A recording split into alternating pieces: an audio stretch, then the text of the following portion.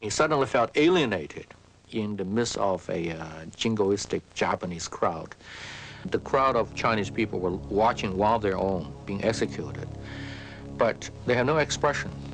If you have a face with no expression, you have no soul. The slide convinced me that medical science was not so important after all. The people of a weak and backward country, however strong and healthy their bodies might be, could only be victims or witnesses of senseless horrors. The important thing, therefore, was to change their spirit. 他就是看到那么多中国人在这围观。 He saw that many Chinese just stood by and looked, and they were silent with a dull curiosity. They lacked any anger or rage. They lacked these emotions. The Chinese were all numb. Lu Xun was perhaps the first writer who looked squarely in the eye of the ugly nature of the character of the Chinese people. Lu Xun decided to become a writer. He returned to China in 1909. With a pen instead of a scalpel, he went searching for a cure to the sickness in China's soul. In 1911, 2 years after Lu Xun returned home, his country surprised him.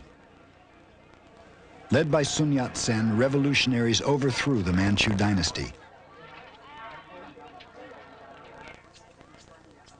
Barbers cut off the old queues, but new haircuts weren't enough to solve old problems. The new government was too weak and divided to come to terms with the foreign countries that controlled China's coastal cities. China was no match for the destructive power of the West.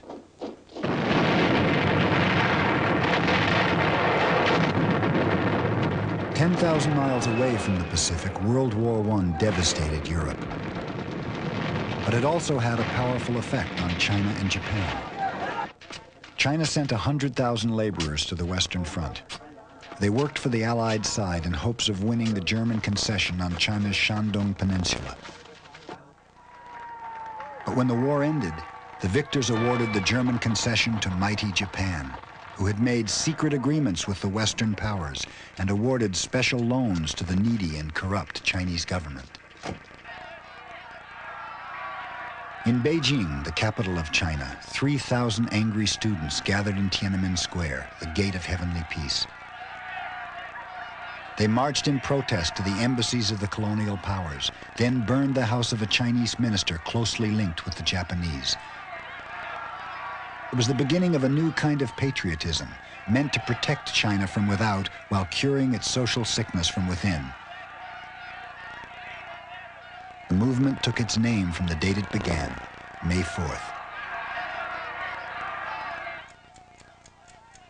Lu Xun was writing in his study when he heard the sounds of protest. They made him feel that the intellectual and the writer might begin to play a more powerful role. Literature should be on the vanguard of a cultural enterprise, which then could lead toward the creation of a new nation state. So literature, culture, ideas, and nationalism. This was part of the May 4th movement. Lu Xun wanted to believe in the May 4th movement, but worried about the barriers to change. He called China's traditional culture a prison house from which there might be no escape. He had a decade of depression after he returned from Japan, because all his early efforts of trying to use literature to explore the national soul came to nothing. One of his friends said that if you can really write and produce and use literature as a way of breaking down this prison house, then there might be hope. Hope becomes a possibility after you destroy something. So destruction means hope. With hope, Lu Xun set out to destroy China's traditional culture. He began with his hometown of Shaoxing.